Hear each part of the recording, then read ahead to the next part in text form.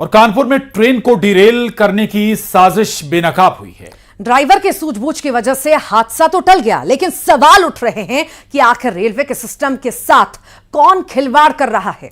क्योंकि 2024 में एक दो बार नहीं बल्कि कई बार ऐसी तस्वीरें सामने आई जब या तो ट्रेन किसी हादसे का शिकार हुई या फिर ट्रेन को डिरेल करने की कोशिश हुई।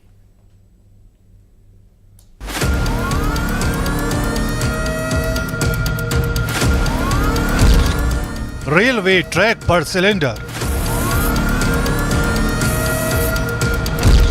रेलवे ट्रैक पर पेट्रोल बम, रेल रूट पर नरसंहार की साजिश। कौन है साजिश का मास्टरमाइंड? ये खबर डराने वाली है, क्योंकि कानपुर में जिस तरह से ट्रैक पर सिलेंडर बरामद हुआ है वो एक खौफनाक साजिश की तरफ इशारा कर रहा है। अगर ड्राइवर ने सूझबूझ से काम न लिया होता तो कालिंदी एक्सप्रेस एक भयानक हादसे का शिकार हो सकती थी, क्योंकि रेल ट्रैक पर जो कुछ बरामद हुआ है वो रेलवे मंत्रालय समेत तमाम जांच एजेंसियों को डरा रहा है।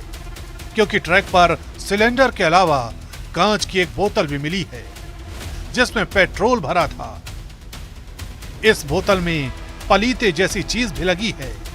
साथ ही ट्रैक के पास एक सफेद रंग का बैग भी बरामद हुआ है, जिसे देखकर साफ लग रहा है कि ट्रेन हादसे के जरिए कई लोगों को मारने की प्लानिंग की गई थी। 2024 में यह पहली बार नहीं है जब ट्रेन को डिरेल करने की साजिश हुई है।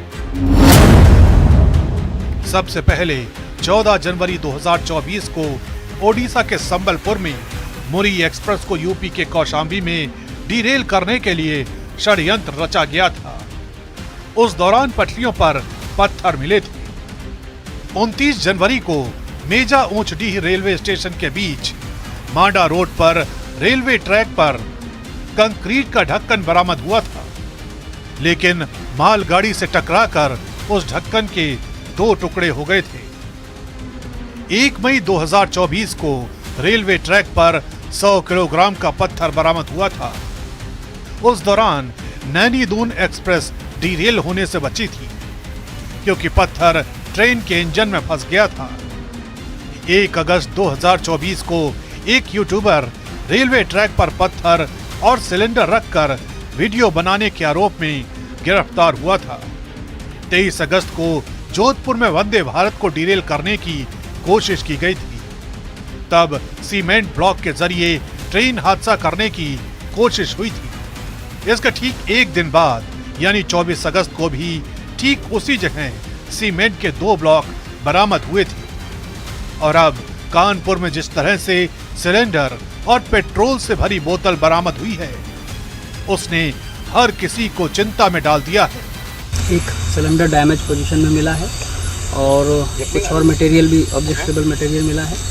सभी की जो है समीक्षा की जा रही है और इसमें जो है वो रेलवे अथॉरिटीज़ ने जो हमें कम्युनिकेट किया उसके आधार पे हम लोग जो है वो नियमानुसार इसमें जो कठोरतम कार्रवाई है अमल में लाएंगे। जाहिर है अब जांच एजेंसियों के लिए ये बड़ी चुनौती है कि उन देशद्रोहियों का पता लगाया जाए जो रेल हादसों के जरिए न सिर्फ देश का माहौल बिगाड़ना चाहते हैं बल्कि देश की जनता को अपने नापाक इरादों की बलि चढ़ाना चाहते हैं।